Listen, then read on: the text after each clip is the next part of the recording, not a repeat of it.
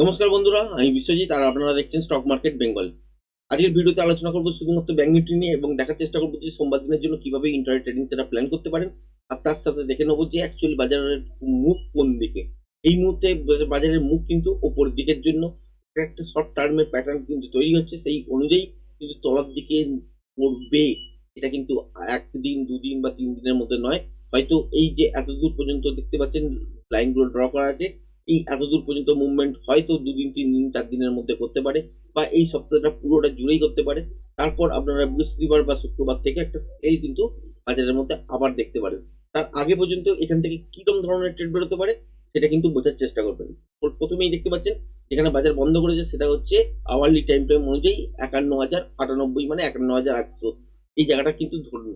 এবারে এখান থেকে কি হতে পারে, গ্যাপ ডাউনে খুলতে পারে, ফ্ল্যাট খুলে তলার দিকে আসতে পারে। সেক্ষেত্রে কনসিডার কত দূর পর্যন্ত করবেন, এইখানে যে দেখতে পাচ্ছেন সুইং হাইটা আছে এই এত দূর পর্যন্ত, যেটা হচ্ছে 50,982, এই জায়গাটা কাজ পর্যন্ত কনসিডার করা যেতে পারে। এবং ইন্ট্রাডেতে যদি লো হয় তাহলে এই যে তলার দিকে সুইং লোটা দেখতে পাচ্ছেন যেটা হচ্ছে 50,890, এটাও কিন্তু কনসিডার করা যেতে পারে। মানে এটা একটা জোন, এর মধ্যে যে কোনো একটা জায়গায় বাজার এসে থামতে পারে।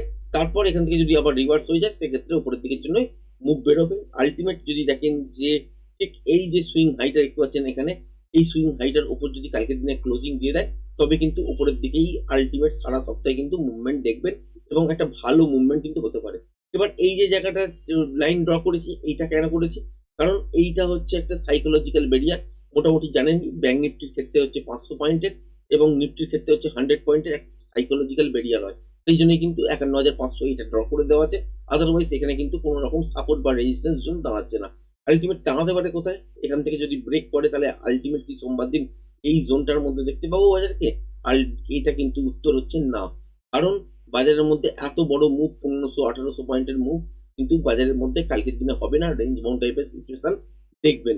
সুতরাং এখান থেকে হতে পারে কি, যদি দেখা যায় যে তলার দিকে এসছে চান্সেস কম, কারণ হচ্ছে মহারাষ্ট্রের ইলেকশনে কিন্তু যেহেতু বিজেপি জিতেছে, তো এখানে একটা মোটামুটি একটা পলিটিক্যাল হুইল দেখানোর চেষ্টা করবে এবং বাজার সেন্টিমেন্টের কিছুটা এফেক্ট থাকেই। সেটাই কিন্তু কালকের দিনে যদি গ্যাপ আপও করলে, খোলার পর যদি সাস্টেন করে যায় তাহলেও কিন্তু ভ্যালিড। এবং উপর থেকে এই যে জোনটা দেখতে পাচ্ছেন, এই জোনটার উপর থেকে মানে 51,300, এই যে জোনটা দেখতে পাচ্ছেন এই সুইং হাইটা, এর উপর থেকে যখনই সাস্টেন করা শুরু করবে উপরের দিকে কিন্তু আলটিমেট মুভমেন্ট দেখবেন। তার মানে এই নয় যে বড় সড়ো কিছু মুভমেন্ট হবে, মোটামুটি একটা মুভমেন্ট দেখতে পারে। কারণ ইন্ডিয়া বিক্স এখন হচ্ছে 16, সেই অনুযায়ী এখানে মোটামুটি 350-400 পয়েন্টের ব্যাংক নিফটি বা 450 পয়েন্টের একটা মুভমেন্ট ব্যাংক নিফটিতে হতে পারে। নিফটির ক্ষেত্রে যদি বলেন তাহলে 200-220 পয়েন্ট, 150 পয়েন্ট এরকম একটা মুভমেন্ট নিফটির ক্ষেত্রে হতে পারে। আর যখনই দেখবেন ইন্ডিয়া ভিক্স তলার দিকে থাকে বা উপরের দিকে অনেকটা উপর 26-28 এরকম জায়গায় চলে যায়, সেখানে দেখবেন ভোলাটিলিটি অনেক বেশি বেড়ে যায় এবং সেখানে কিন্তু রেঞ্জটাও কমে যায়। এখন যেরকম রেঞ্জের মধ্যে আছে, সুতরাং এই রকম টাইপেরই মুভগুলো আপনারা পাবেন। তো এই মুহূর্তে তলার দিকে যদি আসেও সেক্ষেত্রে ভয় পাওয়ার কিছু নেই। যদি একদম মর্নিং এ গ্যাপ ডাউন করলে বা ফ্ল্যাট খুলে তলার দিকে প্রথম 1-2 ক্যান্ডেলের মধ্যেই চলে আসে, তাহলে এই জোনটার মধ্যে আটকাচ্ছে কিনা দেখবেন, বা এই জোনটার মধ্যে আটকাচ্ছে কিনা দেখবেন। তারপর এখান থেকে যদি রিভার্সাল সাইন পান তাহলে উপরের দিকের জন্য ট্রেড কিন্তু সুন্দর বেরোবে। রেঞ্জ বাউন্ড বাজার হওয়া সত্ত্বেও একটা কিন্তু ভালো ট্রেডিং সেটআপ আপনারা কিন্তু পেতে পারেন। এবার এখান থেকে আলটিমেট যদি মূল ট্রেন্ড ধরেন, এখনো পর্যন্ত বিয়ারিশ।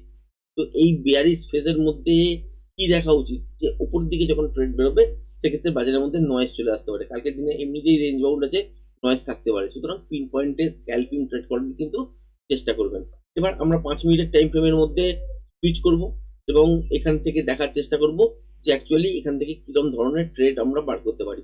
যদি কালকের দিনে দেখেন যে গ্যাপ ডাউনে কোনো কারণে খুলেছে ঠিক এই জোনটার মধ্যে, যেটা হচ্ছে 50,980-82 এই জায়গাটার কাছাকাছি থেকে তলার দিকে 50,890 এই জোনটার মধ্যে যে কোনো একটা জায়গায় গ্যাপ ডাউন খুলেছে, বা ফ্ল্যাট খুলেই প্রথম 5 মিনিট 10 মিনিটের মধ্যে তলার দিকে এত দূর এসছে কিন্তু আর এই সুইং লো ব্রেক করছে না, তাহলে কিন্তু মনে রাখবেন এখান থেকে উপরের দিকের জন্য আপনারা আবার মুভ দেখবেন এবং কতদূর পর্যন্ত যেতে পারে সেক্ষেত্রে 51,500 পর্যন্ত একটা মোমেন্টাম ট্রেড আপনারা কিন্তু হোল্ড করতে পারেন।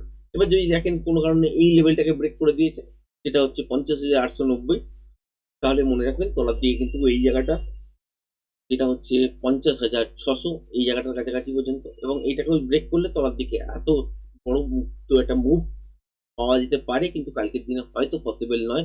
50,250 এই জায়গাটার কাছাকাছি পর্যন্ত।